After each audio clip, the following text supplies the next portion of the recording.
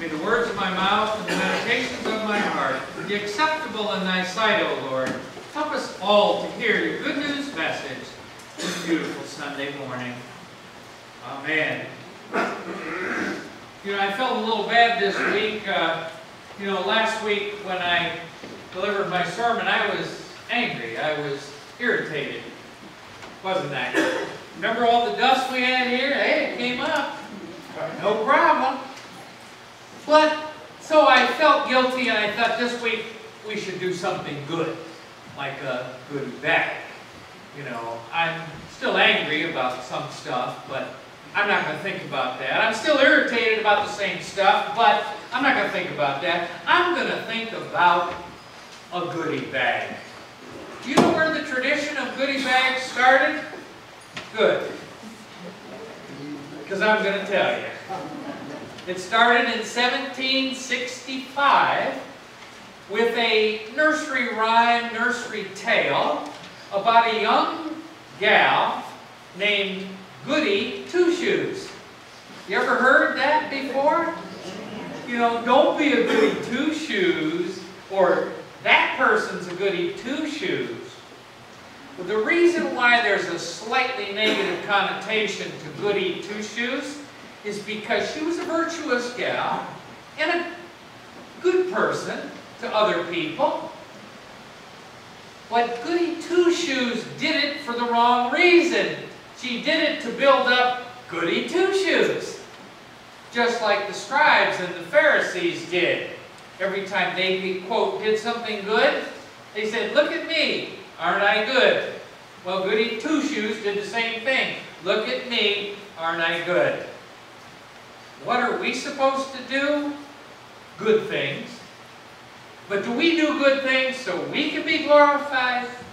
We do good things so God can be glorified. And after Goody Two-Shoes, they started out passing out goodie bags and weddings and all those events, birthday parties. I got a goodie bag for you guys. You knew I'd have a goodie bag. I'm not going to leave my favorite people out of the mix.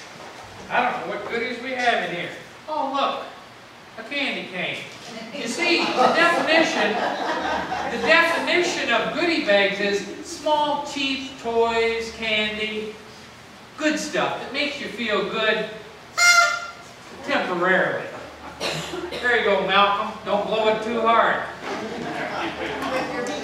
Yeah. No, I don't have anything. Maybe rickets, a little berry, but I got a whistle here. Who wants a whistle? Who wants a balloon? Here, girl. There you go. Have a great afternoon, lovey. There's some whistles and balloons. Don't faint or anything. Here, Dale. There's some more horns. Oh, what? It's Matt's birthday? I don't know what this is, Matt, but you got it. I better not throw it.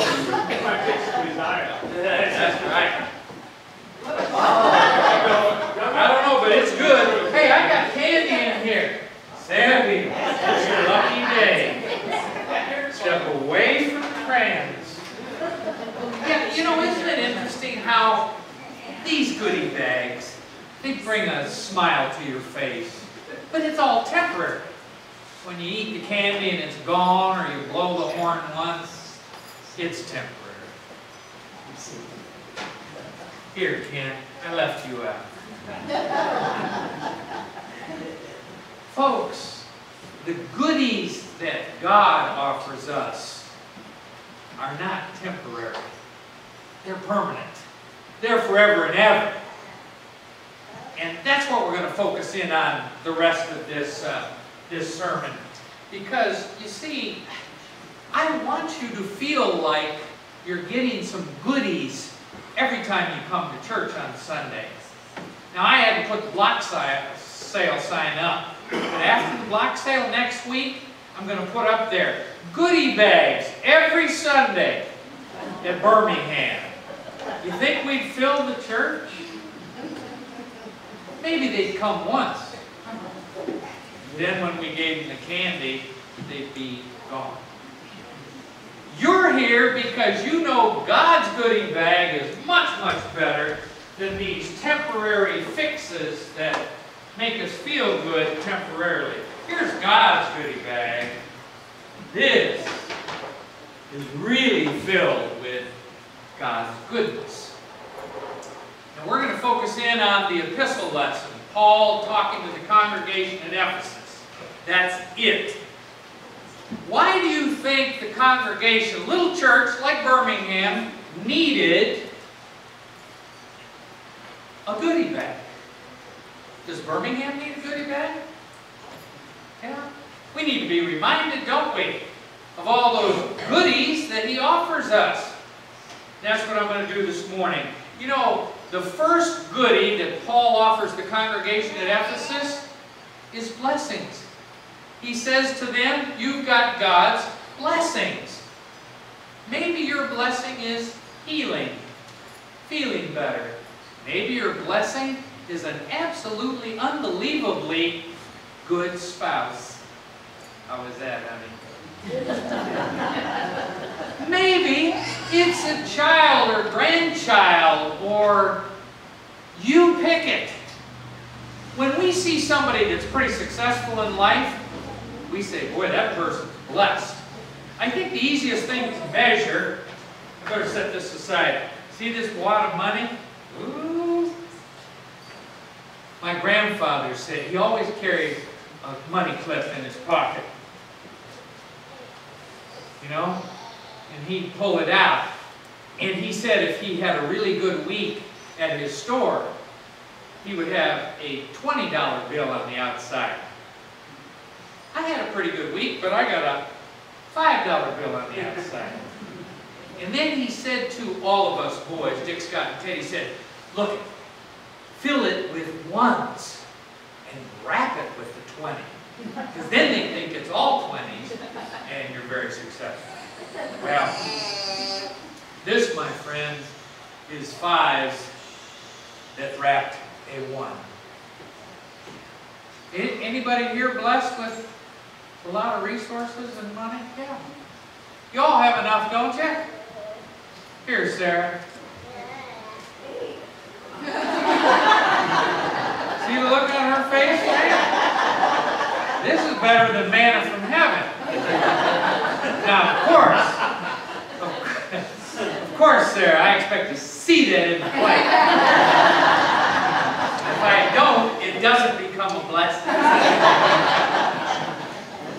It's true, isn't it? It's enough. We're blessed. We got enough money. And besides, when you get to heaven, St. Peter isn't going to say, show me your checkbook balance, Pastor Dick. No. Not up there. You're blessed. That's the first thing Paul was reminding that congregation. What's the second thing he said to them? He said, I chose you. God chose you. I knew you in your mother's womb. Well, I was chosen a couple of times. This is my favorite team, the baseball team at Valpo that I played on. They chose me to be catcher, to be right fielder, to be leadoff hitter. How could they do that? They had good guys from upstate New York. And they chose me to be on this team. But as good as this team was, it's nothing in comparison to God's team. You all have been chosen for God's team.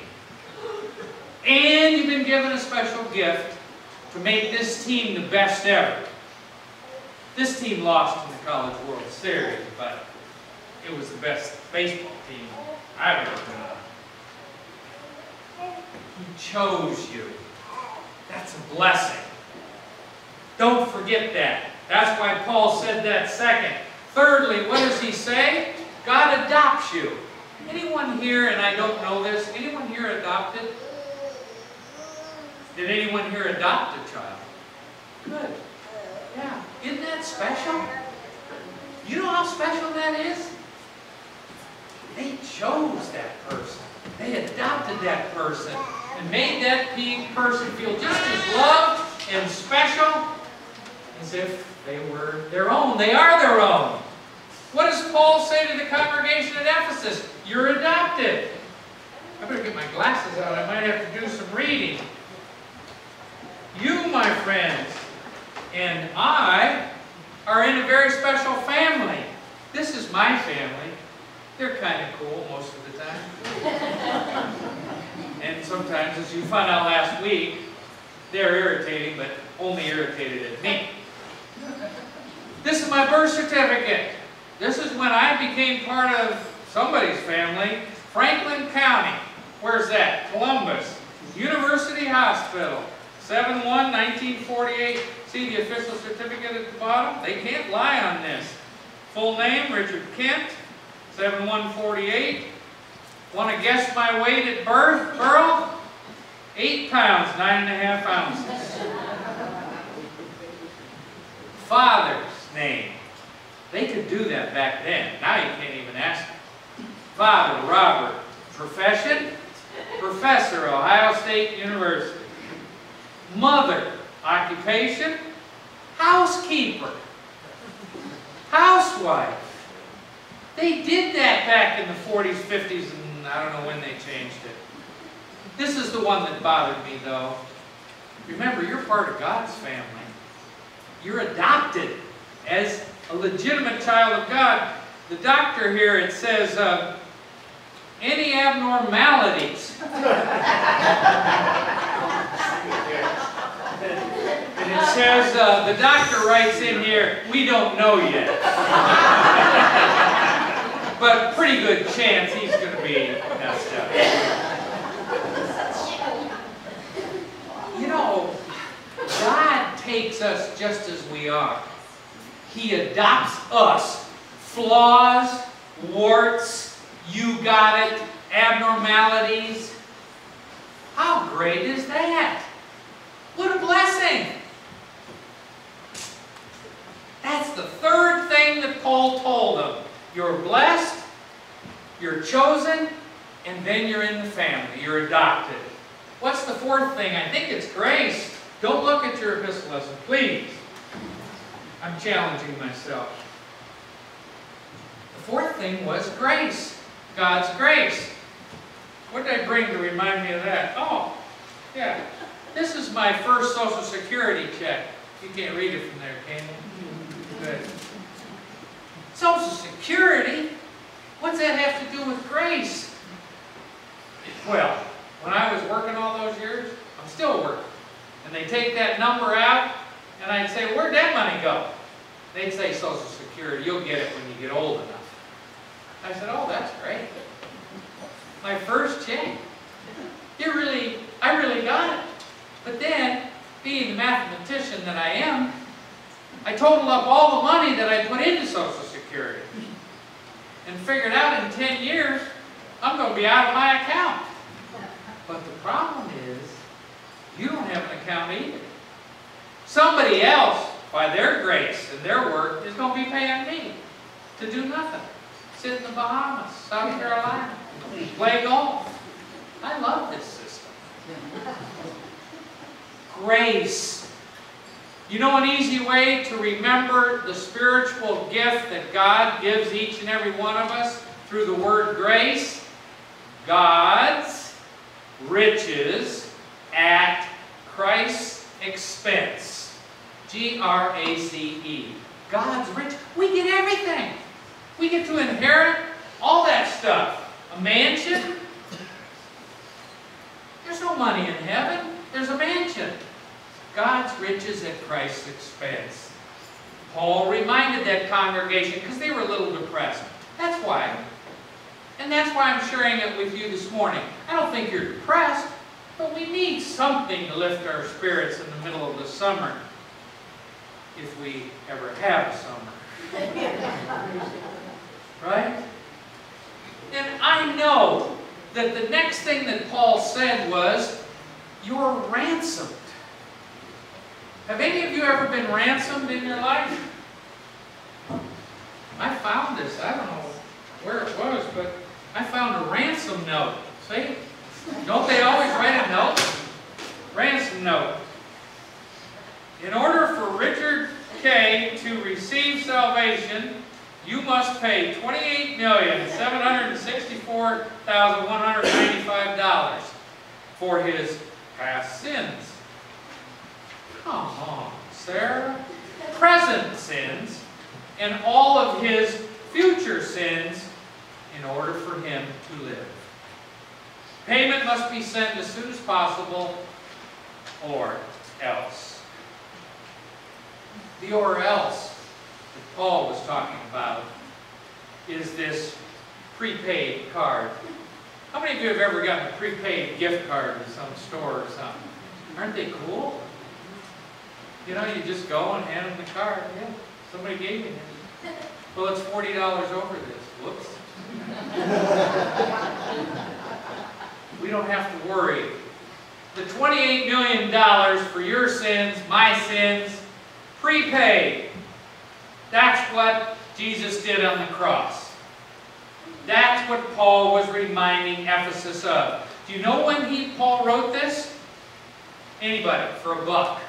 In terms of Christ dying on the cross, and then he started the congregation at Ephesus. Anybody know? 50 years.